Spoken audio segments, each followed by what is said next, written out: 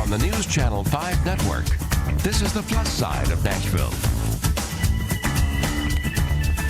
Hi, everybody. Welcome to the show. I'm Tawanda Coleman. Well, where else can you sample everything from empanadas to hot chicken to gyros all in one place? Try the Celebrate Nashville Cultural Festival, the largest cultural festival in the Southeast and the only event of its kind in America. And the beauty of it is all free admission. I love that. Here to tell us all about it and with all the details is the Executive Director of Celebrate Nashville's Cultural Festival, which is Cindy Polite. Welcome. Hi, thank you. How are you, Tawanda? I am fantastic. I'm so glad that you're here to talk about this cultural festival that has been a big part of our community for many years, and we're so glad it's here. For those people who maybe don't know exactly what we're referring to, kind of give us an overview of what the festival is all about. The festival is the first Saturday of every October, so the show will be October 1st from 10 to 6. It's at Centennial Park, and it includes music and dancing and food and children's area and a teens area, world market. So there's something for everyone going on throughout the day. That's what I understand. There's like 50 different cultures, over 50 cultures that are represented from Nashville at this festival. So you can come there not only to enjoy, but you can learn a lot. And we'll go a little bit more into the details first. But I think we want to brag a little bit on this festival because it's one of the biggest ones of its kind in the Southeast. This is your 20th anniversary, and congratulations on that. Thank you. Yes. Talk a little about the growth from where this festival started to where you are now. In 1995, it started at Scarrett Bennett Center. This was their the program they designed because they saw that the Nashville community is becoming much more diverse, and people needed something to get to know each other a little bit more about their customs and get to know their neighbors. So they started to celebrate. At the time, it was Celebration of Cultures. Right. And in 2007, it began to outgrow the campus. So there was a collaboration with Nashville Metro Parks, who presents the festival today, as you know it.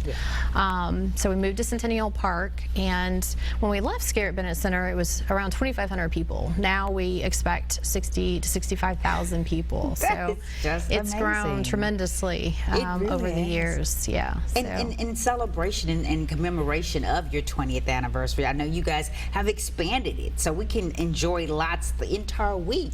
So it's Celebrate Nashville Week. Culture Week? In commemoration of the 20th anniversary, we're doing something most days, and we're not finished adding events yet, so check our website, and that's celebratenashville.org. But Sunday, in partnership with the Islamic Center, we're doing an interfaith tour around town to see places of worship. Monday, we're doing a special Dirty Pages exhibit that will be held at Pop in East Nashville. Explain Dirty Pages. Dirty Pages came about with Jennifer Justice, and they did an exhibit last year at the farmers market, and it's taking the pages of maybe your grandmother's cookbook, and the pages have maybe pancake batter, coffee rings, so that's where the Dirty Pages illustration came from. But we're taking those recipes that are international flavors and themes, so you'll be able to sample foods and talk to the chefs behind the international inspiration. So we'll be there. And so what's that? That's that Tuesday? That's Monday. That's the Monday. Okay. What do we have on Wednesday? Wednesday is our music event. So we are actually going to have a world music night at the Ryman this year, which is a big deal. Big deal. And we're going to talk more about that later because the show producer is here to give us the rundown on that. John. So John Lassiter will be here in just a little bit to share that with us. But that's going to be that Wednesday night, and then that Friday night you got a big exhibit. And we will have, it's called Get Cultured, and it's an artist exhibit at the Community Arts Center in Centennial Park. And it's a multi-sensory experience, so there'll be food and music and artist exhibits at Centennial Park that evening. So, and then that's their 10th anniversary for doing this. Yes. Okay, that'd be great. So, and so then that Saturday is the culmination at the festival. And let's kind of break down a little bit about all the great things that you can actually see and do at the festival, because we talked about music. Of course, John's going to go a little bit more into the Wednesday night event. But when you come to Centennial Park, gosh, you're going to hear and see. Your eyes are going to be it's like an Sensory overload. Sensory overload. That's what I was in the looking best for. way possible. In the best way possible. How many stages do you have with music? This year, 5 stages. We added a new stage, which is an interactive stage in the community corner. So there'll be Tai Chi and African drumming and hula hoop demonstrations. So the crowd will actually be able to interact. And it's a small, more acoustic style stage.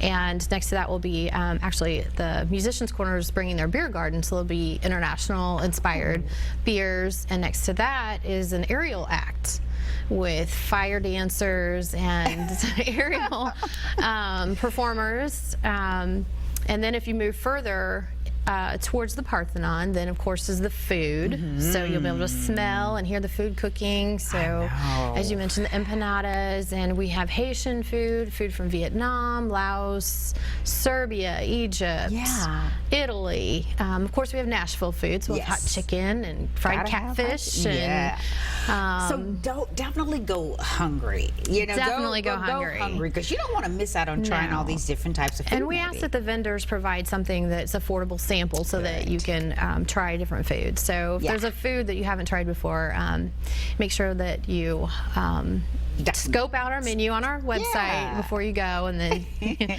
decide what you want to spend your appetite on. Absolutely. So. And then I know, like with me, I always like to leave with a little souvenir. And your world market, you know, when I've gone to Disney, Epcot is one of my favorite places. I always like to go to the different countries and buy a little something from a favorite country. And at the world market, you're going to be able to pick up some things that way. Moving further into the festival, we'll have the world market area, so they'll have booths with handcrafted and imported items. Scarlet Begonia is always there. Yes. We all love Scarlet Begonia. And then we also have other vendors who will have jewelry and clothing and hats and scarves, paintings, pictures of Nashville. So it's definitely something for you to be able to bring home to commemorate the event. To commemorate the event, have a nice little souvenir. Yes. And I love too that it has an educational component. It's always nice to be able to learn about other cultures, and I know that's one of the things that you hope folks will take away when they leave there to begin with. But you'll have the Global Village is a great place to learn more as well. In the Global Village area, we'll have different countries will have a booth, and they will have their own fashions represented.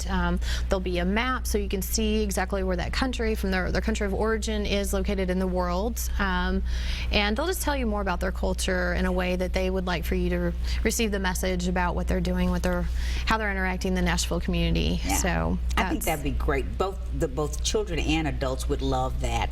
But I know you also have a special area just for the children. We have lots of fun activities in children's area. We'll have the Urban Green Lab will be there, the puppet truck. The puppet truck. Monroe Harding is actually helping us out with the children's area this year, so they'll have a presence there. There's the corn box, the parachutes, musical petting zoo. There's a stage there. We'll have performances by children, for children. And then this year we also have all these Little Journeys pop-up changing station, so parents can change their kids, feed their kids in a climate-controlled little changing station. Nice. So that's really nice too. That is nice. Yeah, so we're excited. And we don't want to forget about the teenagers. And I know you have a special area that's going to be for teens. The Oasis Center sponsors the children's area, and they have their teens who are actually have met all summer long, and they are the ones that are planning this area, and they gather the musicians and do the activities in the children's area. So they have different games. They have Mexican bingo. The library will be there registering for library cards, and then the performances are all by teenagers, for teenagers. So that is so fantastic. I think so. You can literally bring the whole family. You can bring the whole family and stay the whole day. What are the hours, by the way? 10 to 6. 10 to 6. And you mentioned earlier the parking is even free. Parking is free in HCA lots, and there will be some shuttles from the lots to the park. Okay. We don't allow attendees to park inside the park because that's a lot safer for our pedestrians. Yeah. So, but there's plenty of free parking in HCA lots accessible to the public. So. Do you think you're going to have enough volunteers, or do you need any help with anything? Does typically your team cover all of that? Yeah, the different areas they gather their own volunteers. So, but next year, Okay. we'd love to have some more help. Okay. So, and one thing that I need to mention is in the Global Village area, which is sponsored by the Metro Human Relations Commission, we will be having a naturalization ceremony at 10 o'clock.